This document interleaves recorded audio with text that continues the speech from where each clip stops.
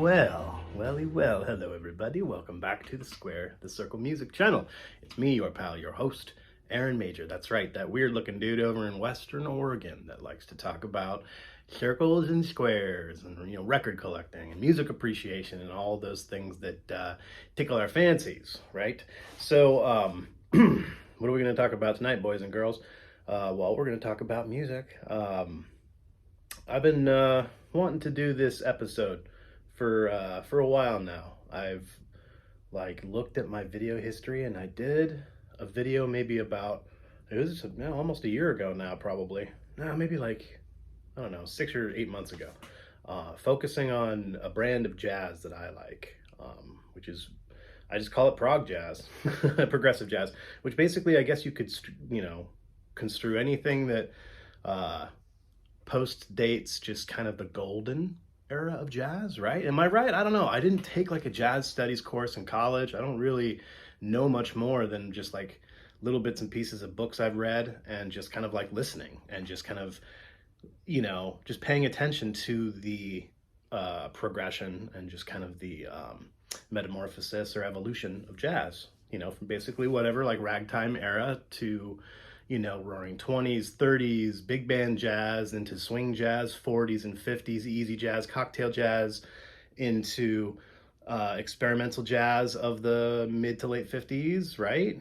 And then into the 60s. And just right there, it just kind of exploded into this magnificent super subgenre that I love dearly. So let's talk about some of my favorite progressive jazz groups, shall we? Like I said, I did a video about this a while ago. Check it out in my history. Check out all of my video history. Check me out on Instagram. I'm Square the Circle Records on Instagram.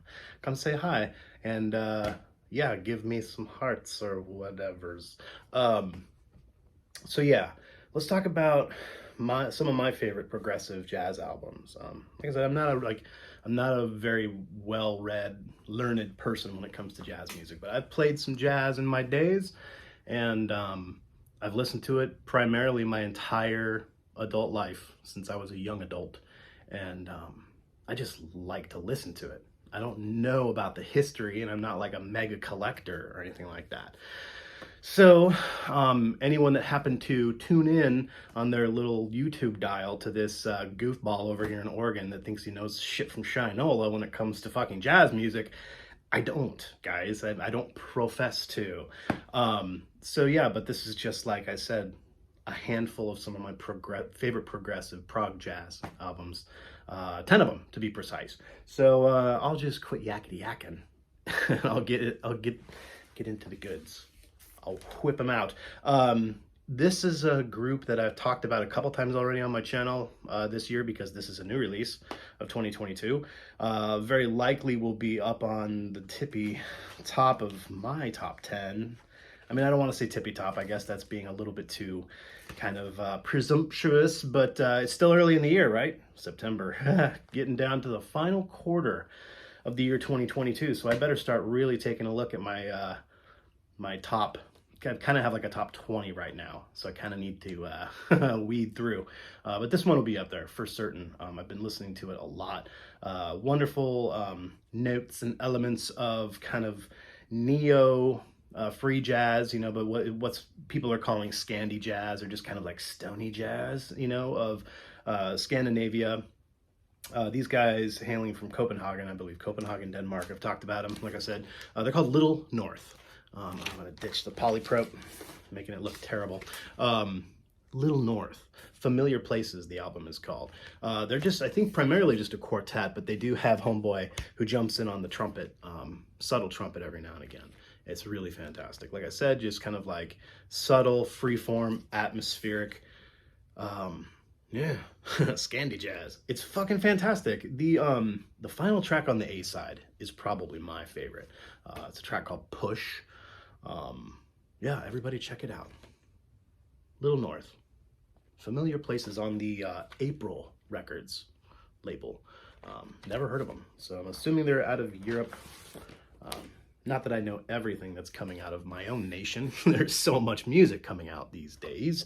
But yeah, I'm fairly certain this is a wonderful European label. So everybody check out April Records, and their fantastic jazz quintet, I guess you could say. Little North. Oldie but a goodie.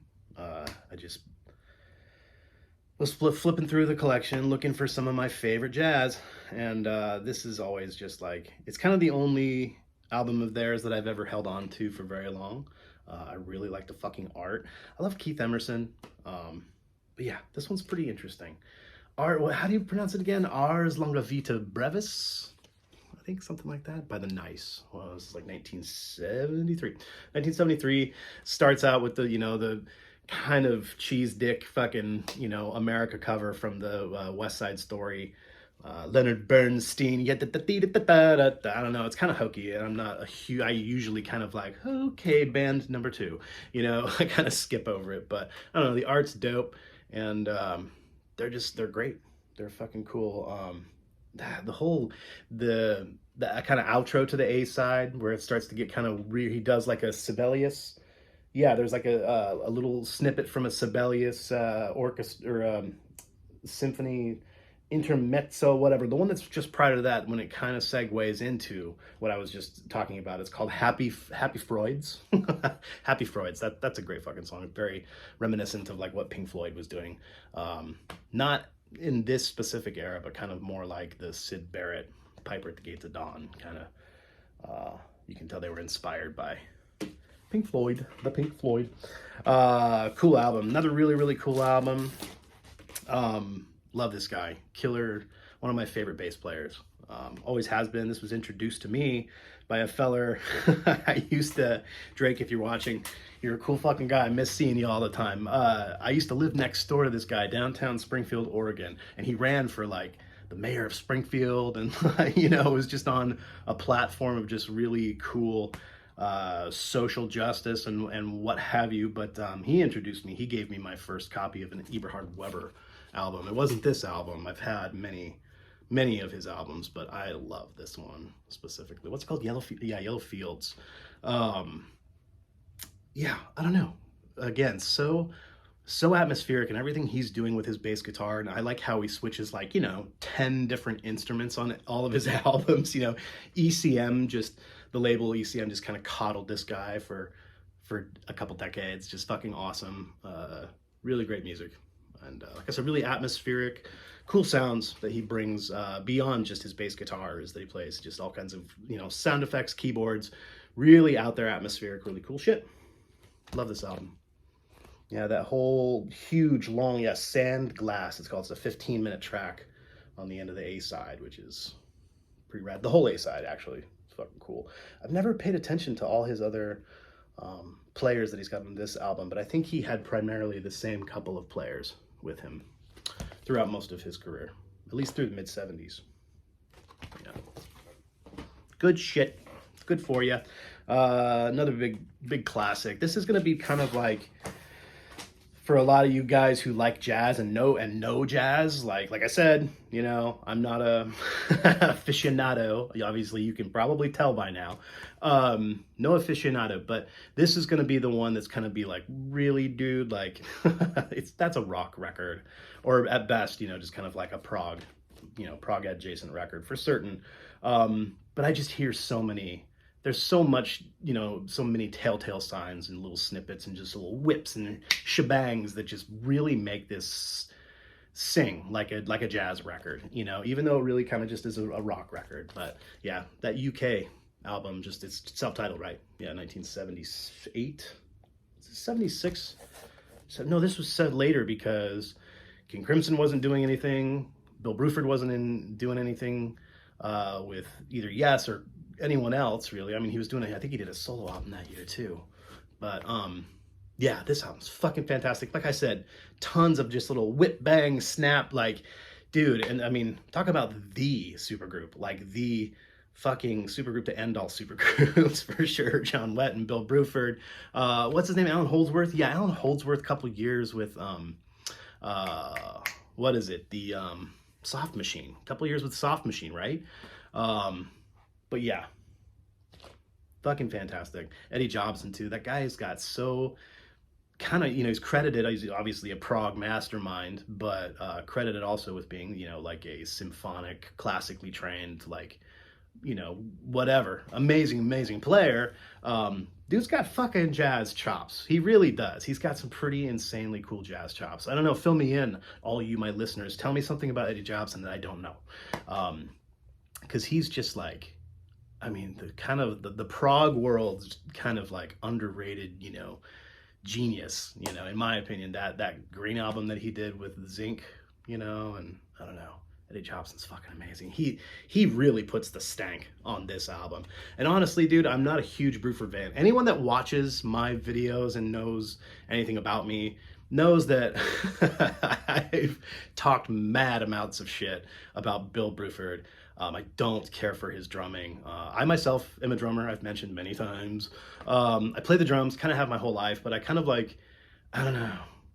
I just think Bill Bruford is a shitty fucking drummer. But on this album, I like his drumming quite a bit. This group of individuals suits his playing so much better than the experimental avant, you know, intricate, out of his league world, you know, the King Crimson world. And yes, he just wasn't prepared for anything when he was with Yes. I thought his drumming in Yes was garbage, to be quite honest. My opinion, just my opinion. This, he was finally, you know, well rehearsed in this group, just fucking all four players. Absolutely killer fucking album. So I just, like I said, there's so many wonderful little elements that kind of just make me feel like it's a really out there cool jazz rock record, fusion jazz rock record. This one too, definitely more jazz heavy than funk rock, you know, prog heavy. But this one, just every time I put this on, like I said, I'm a drummer, you know, so all of this stuff is pretty heavily drum laden. Billy Cobham, dude, oh my God, this Crosswinds album. I came across, I've had this, many copies of this forever. And I came across this copy recently. I highlighted it on another one of my episodes that I do called Tales from the Thrift, where I talk about really cool shit I find at the junk stores. And this one I found at the junk store for $3, and it's just like pristine. The cleanest fucking copy of this I have ever seen in the wild for bargain prices, you know what I mean? Damn near mint record, pretty cool, got pretty lucky. But yeah, dude, that opening track, it's like a suite, you know, it's like a 5-part suite, right? 4-part suite. The whole A side, the Spanish Moss, that opening track, what is that? It's just like this insanely fucking cool, laid back. It's like in 6. It's a 6/4. I mean, you could call it a bar of 4 and a bar of 2 if you want, but I call it just kind of like a long 6/4, and he adds that extra bar, and then there's just a 1-2-1-2-boom, I don't know what he's doing. There's this, it's a bar of 6/4 and then a fast bar of 5/8. It's so wild, dude. It's so great, and how he makes that make sense and groove, and it's so meaty and fantastic. He's just, yeah, Billy Cobham, meaty and fantastic. Fucking love it. Crosswinds for life. Here's another one that just like kind of recently came onto my radar. And I'd listen, you know, I've had Headhunters, and I love Herbie Hancock. Some of his 80s shit's kind of like, what the hell? But late 60s, 70s Hancock, I mean, get right out of town. Get right out of town. And this, the Fat Albert Rotunda album, 1969, drops me to my knees every time. That motherfucker. Oh my God. Oh, this album's so great. Tell Me a Bedtime Story. That song on the A side. It's like third track on the A side. Tell Me a Bedtime Story. It's probably my favorite track on this album. Yeah. Another one I found, dude, at a thrift store for $3.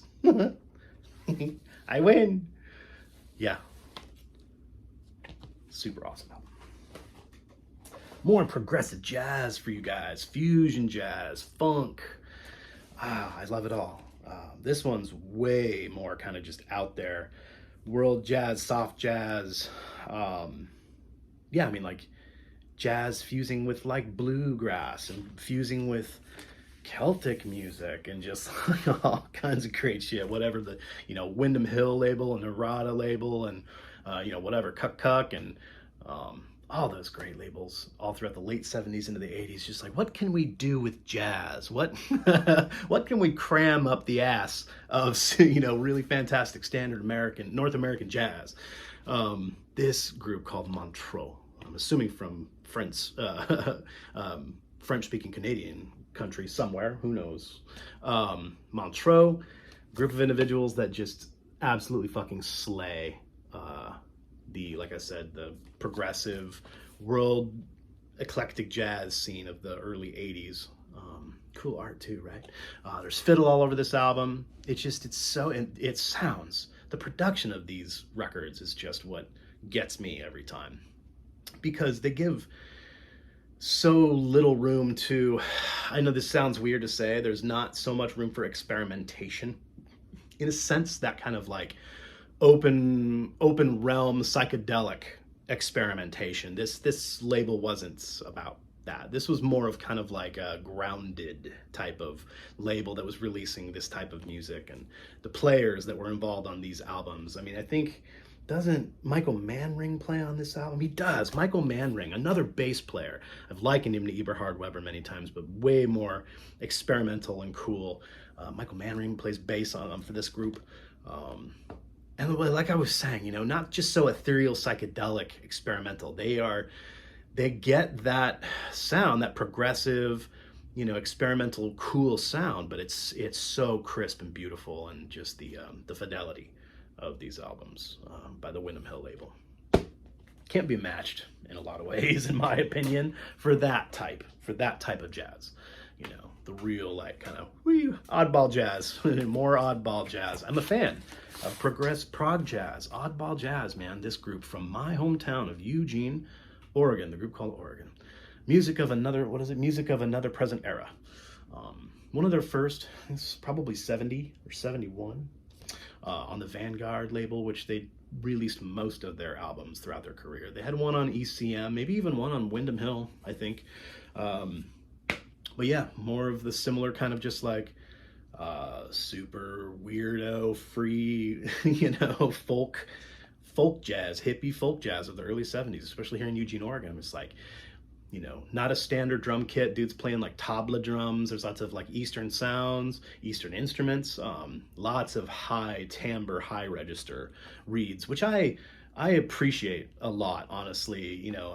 Jazz of the 40s, 50s, early 60s was always so saturated with the standard, medium brass sound and the standard medium, woodwind sound, the tenor sax and what have you, clarinet. I mean, clarinet's even kind of much higher register for me, and I love and appreciate those higher register reeds, oboe clarinet, alto sax, soprano sax, that kind of thing.